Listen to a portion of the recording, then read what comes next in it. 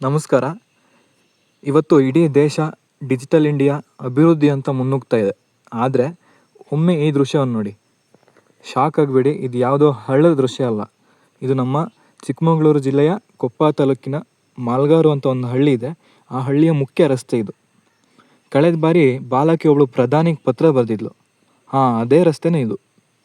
ಸ್ಥಳೀಯ ಅಧಿಕಾರಿಗಳಿಗೂ ಆಯಿತು, ಶಾಸಕರಿಗೂ ಆಯಿತು, ಪ್ರಧಾನಿಗೂ ಆಯಿತು, ಇನ್ನು ಡೊನಾಲ್ಡ್ ಟ್ರಂಪ್ ಪತ್ರ ಬರೆಯೋದೊಂದು ಬಾಕಿ ಇದೆ. ಇಲ್ಲಿ ನೋಡಿ, ಇಬ್ಬರು ವಿದ್ಯಾರ್ಥಿಗಳು ಕೆಸರು ರಸ್ತೆಯಲ್ಲಿ ಎಷ್ಟು ಕಷ್ಟಪಟ್ಟು ನಡ್ಕೊಂಡು ಹೋಗ್ತಿದ್ದಾರೆ ಅಂದರೆ, ಕಾಲಿಟ್ಟರೆ ತೆಗಿಯೋಕ್ಕೂ ಕಷ್ಟ ಸರ್, ಆ ರೀತಿ ಆಗಿದೆ ರಸ್ತೆ.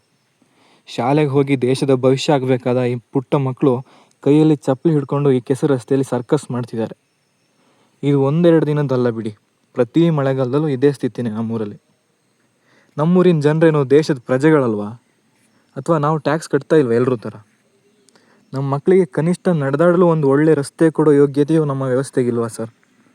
ಮತ್ತು ಆರ್ಟಿಕಲ್ 21A ಶಿಕ್ಷಣದ ಮೂಲಭೂತ ಹಕ್ಕು ಅಂತೀರಿ. ಈ ರೀತಿ ಪರಿಸ್ಥಿತಿ ಇದ್ದರೆ ಎಲ್ಲಿಂದ ನಮ್ಮ ಮಕ್ಕಳು ಶಿಕ್ಷಣ ಪಡಿಬೇಕು ಸರ್? ಮಾನ್ಯ ಮುಖ್ಯಮಂತ್ರಿಗಳೇ, ಶೃಂಗೇರಿ ಕ್ಷೇತ್ರದ ಶಾಸಕರೇ, ಗ್ರಾಮೀಣಾಭಿವೃದ್ಧಿ ಇಲಾಖೆಯವರೇ, ಹಾಗೆ ಚಿಕ್ಕಮಗಳೂರು ಜಿಲ್ಲಾಧಿಕಾರಿಯವರೇ, ಈ ವಿಡಿಯೋನ ನೀವು 4 ಜನಗೂ ನಿಮ್ಗೆ ತಲುಪಬೇಕು. ವಿಡಿಯೋ ಈ ಮಕ್ಕಳ ಪರಿಸ್ಥಿತಿನ ನೋಡಿ ಆದರೂ ಕೂಡ ತಕ್ಷಣವೇ ರಸ್ತೆ ಕೆಲಸ ಶುರು ಮಾಡಿ. ಸರ್, ದಯವಿಟ್ಟು ಈ ವಿಚಾರದಲ್ಲಿ ರಾಜಕೀಯ ಮಾಡಬೇಡಿ. ನೀವು ರಾಜಕೀಯ ಮಾಡ್ಕೊಳ್ಳಿ ಸರ್, ಯಾವುದರ ವಿಚಾರದಲ್ಲಿ ಮಾಡ್ಕೊಳ್ಳಿ.